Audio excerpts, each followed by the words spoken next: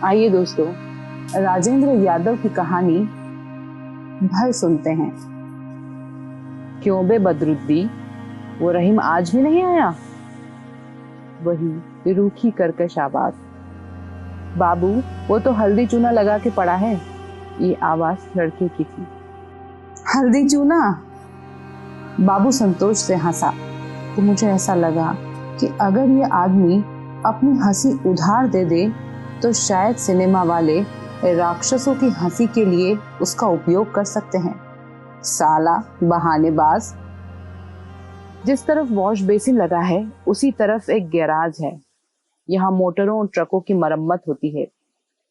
दुनिया भर का लोहा लंगड़ भरा है। हमेशा 2-3 ट्रक और एक छोटी सी बरसों पुरानी कार पड़ी रहती है। बाकी मोटरों के हिस्से या मरम्मत करने वाली चीजें कुछ ऐसी बेतरतीबी से बिखरी रहती हैं कि लगता है यहाँ बेकार यानी स्क्रैप लोहे का गोदाम हो। असल में ये हमारे फ्लैट के मकान और बगल वाले मकान के बीच खाली पड़ा प्लॉट है और जब तक यहाँ कुछ ना बने इसे शायद मरम्मत करने गैराज की तरह उठा दिया गया है। सामने एक सड़ा गला शायद कनस्तरों की टीन का फाटक है। उससे लगा ही एक छप्परनुमा टीन का ही निहायत नीचा शेड है। ये ऑफिस है। यहाँ अक्सर ही टेलीफोन घनघनाया करता है और गैराज वाला चीख चीख कर बोलता रहता है। 8-10 आदमी काम करते हैं, सो दुनिया भर की ठोका पीटी होती रहती है और ऐसा शोर रहता है कि कभी कभी तो हम लोगों की कान पड़ी बात नहीं सुनाई देती।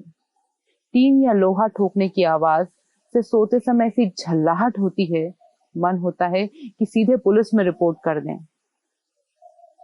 ऐसे गैराज घनी बस्तियों के बीच नहीं होने चाहिए। कभी किसी इंजन को स्टार्ट करके मिस्त्री 10-15 मिनट उसे बंद करना ही भूल जाता है। कभी सामने काले रंग का चोखटा लगाकर गैस के कहिए से झालने की साए साए नीली नीली चिंगारियों के साथ लगातार गूंजती रहती है। लेकिन इस सारे शोर शराबे के ऊपर बिना किसी व्यवधान के जो जोर जोर से बोलती आवाज सुनाई देती है वो गैराज के मालिक की है। बाबू साहेब, इस बोनट को उठाते हो या गर्दन तोड़ूं? मुंह फाड़ कर उधर खिड़की में क्या देख रहे हो? आकर घुमाऊं मुंह में हैंडल, तभी दिमाग का इंजन स्टार्ट होगा। नहीं, कोई खाने वाने की छुट्टी नहीं मिलेगी। अब ये सब चिल्लाने डांटने तक ही सीमित नहीं है। इस बात का पता हमें इन फ्लैट में आने के दूसरे दिन ही लग गया। पीछे से बहुत जोर जोर से रोने की आवाज आई तो हम लोग भागकर जंगले पर आए। देखा एक लंबा चौड़ा काला सा आदमी हाथ में मोटी रस्सी लिए 12-13 साल के लड़के को सड़क सड़क मार रहा है। बाबू साहेब, चाय पीने जाओ। फिर जाओ, अभी क्यों जाए? आज हम तुम्हारा मोबिल ऑयल बना देंगे। तेल और कालिक से चीकट जांघिया बनियान पहने लड़का उस व्यक्ति के पैरों के पास दुहरा होकर बैठा था और हाय हाय अब नहीं करूंगा बाबू, अब नहीं जाऊंगा दोहराता हुआ बुरी तरह रो रिया रहा था। दोनों पांव रोपे खड़ा दुलंगी धोती और कमीज पहने गुस्से से चिल्लाता आदमी ही मालिक है, ये समझते देर नहीं लगी। उसके काले चेहरे पर लाल लाल आंखें और बिखरे बाल, सारी मुद्रा, सभी ने उसे बहुत भयानक बना दिया था।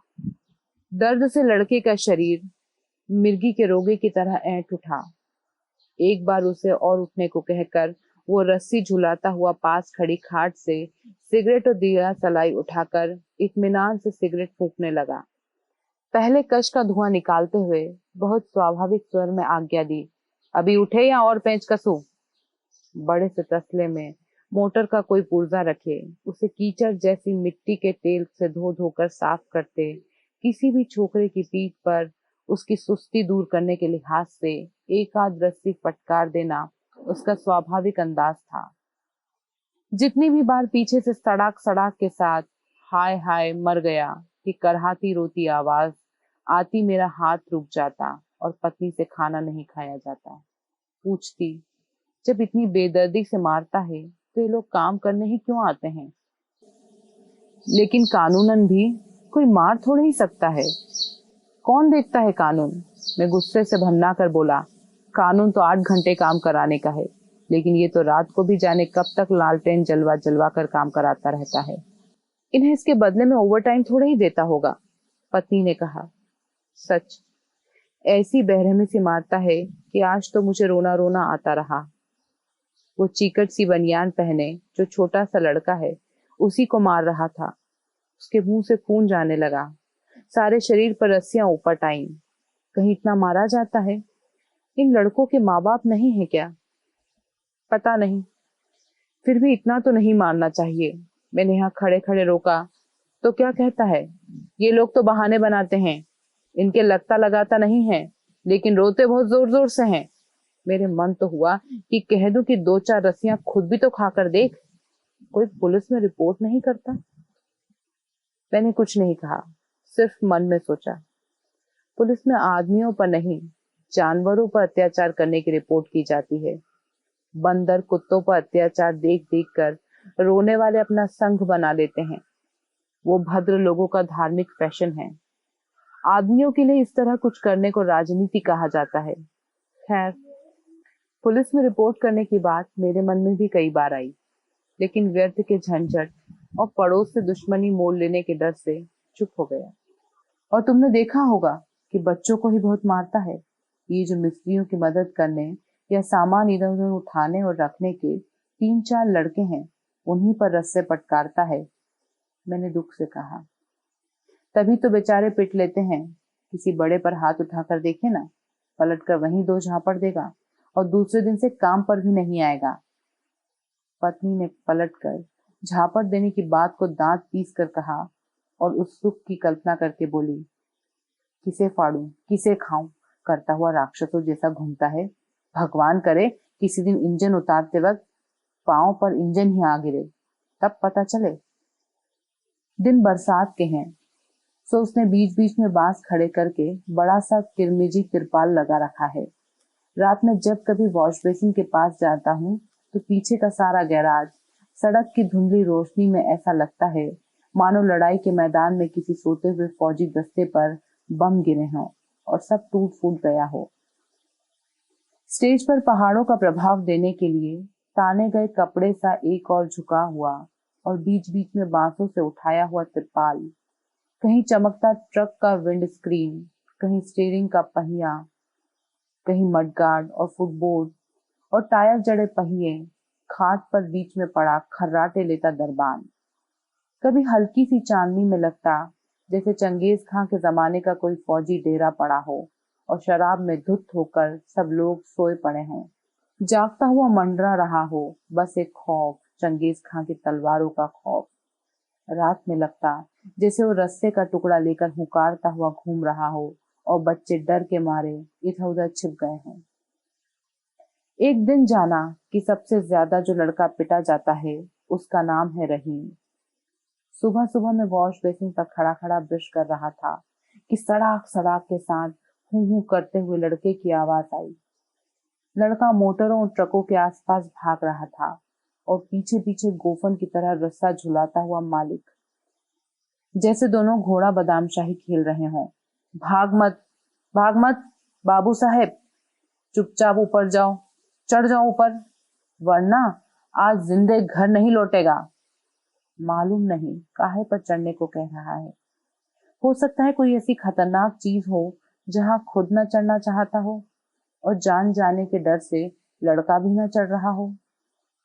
फिर देखा, हमारे फ्लैट की ओर जो ट्रक खड़ा था, लड़का उस पर चढ़ रहा है और नीचे खड़ा खड़ा मालिक रस्सा फटकारता जाता है। चढ़ो चढ़ो, जल्दी चढ़ो बाबू साहेब। ड्राइवर के बैठने वाली जगह की छत पर जब लड़का आ बैठा तो नीचे से मालिक बोला, बस अब खूब आराम कर लो, कल इसी वक्त उतार लिया जाएगा, खाना पीना बंद, हवा खाओ। अब पता चला कि लड़के को सजा देने के लिए यहाँ चढ़ाया गया है। ट्रक की छत हमारे फ्लैट की ऊंचाई से 5-7 फीट ही नीचे रह जाती थी। लड़का बंदर की तरह चढ़कर बैठ गया। उसने मैल और कालिक लगे चेहरे पर आंसुओं की धारियां बनी हुई थी। संध्या को देर से लौटा, मुंह हाथ धोने गया तो देखा लड़का रोते रोते गिड़गिड़ा रहा था, बाबू अब उतार लो, अब नहीं करूंगा बातें। नहीं बेटे, आराम कर लो जरा सा, रस्सा हिलाते हुए घूमना छोड़कर वो चढ़ाने लगा। तब क्या लड़का सुबह से ही बैठा है? बीच में तो पानी भी आया था। ये तो अत्याचार की हद है। पानी पीते समय मैंने पत्नी से कहा, मैं आज ही मोहल्ले वालों से बात करूंगा।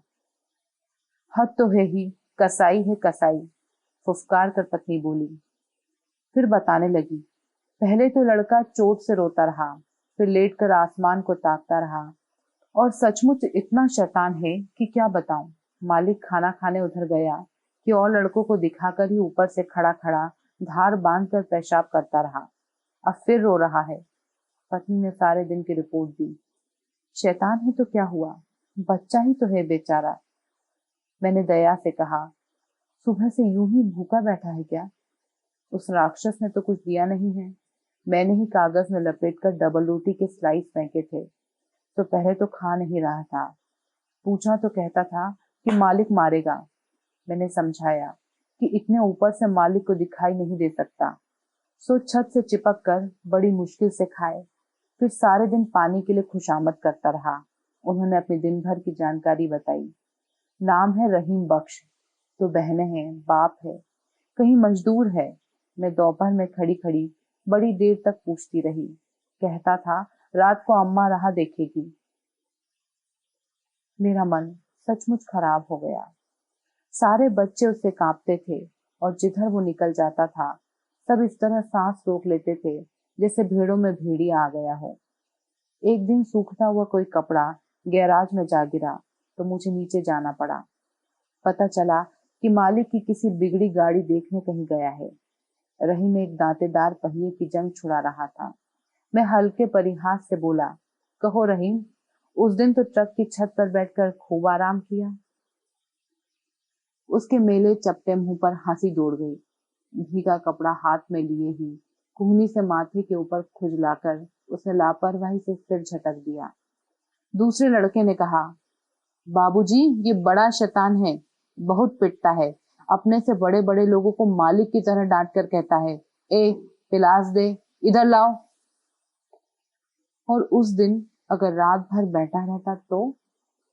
मैंने पूछा, तो क्या वहीं आराम से सो जाता? इस बार वो हंसकर बोला, बड़ा सो जाता। साले डर के मारे तो नानी मरती है, दूसरे लड़के ने बताया। मैं समझ तो गया, लेकिन फिर भी पूछा, डर काहे का? अपने हाथ का काम छोड़कर लड़के ने रहीम की फटी चीकट बनियान को गले पर से जरा सा खींच कर बताया, देखिए ना, गले में कितनी बड़ी ढोलकी बांधे फिरता है, पीर जी की। इसे भूत से बहुत डर लगता है। भूत से? मैं थोड़ा अचकचाया। मालिक भी तो भूत जैसा ही दिखाई देता है। मेरे अविश्वास को देखकर इस बार वो लड़का बोला, हाँ बाबूजी, यहाँ रात में भूत आता है।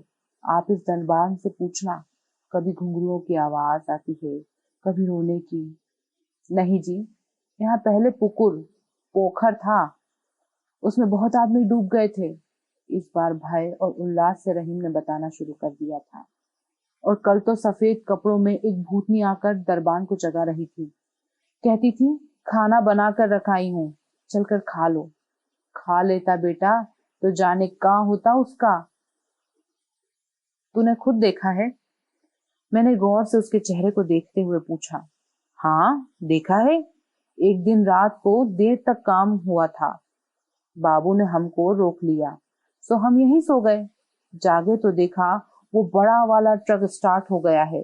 हमारी तो सांस रुक गई वहीं, क्योंकि उसका तो इंजन कल ही उतरवा कर रखवाया था। सारा खुला पड़ा था। इंजन चलने की आवाज आती थी ट्रक में से। फिर देखते हैं ट्रक कभी आगे जाता है, कभी पीछे। हमने आंखें फाड़ फाड़ कर देखा। दोनों तेल भीगी उंगलियों से गालों की खाल नीचे खींचकर आंखें फाड़ते हुए वो बोला, एक सफेद सफेद आदमी एक ही दग में दीवार फांद कर बाहर चला जाता है। हमारी तो घिग्गी बन गई। हमें दिखाएगा? अब तो हमको कोई 10,000 रुपए भी दे तो भी रात में यहाँ नहीं रहेंगे। वो इस तरह काम में लग गया मानो उसे बेकार की बातें करने की फुर्सत नहीं है। मैंने चलते चलते फिर जानना चाहा, क्यों रे, रात की बात तो समझ में आई, लेकिन तुझे दिन में इस मालिक से डर नहीं लगता? इतना मारता है। मालिक से क्यों डरेंगे? काम नहीं करेंगे तो मारेगा ही। लेकिन उसकी बात अधूरी ही रह गई। बाहर से सुनाई दिया, बाबू साहब सफाई हो गई या नहीं? मैं जल्दी जल्दी वहां से चला आया।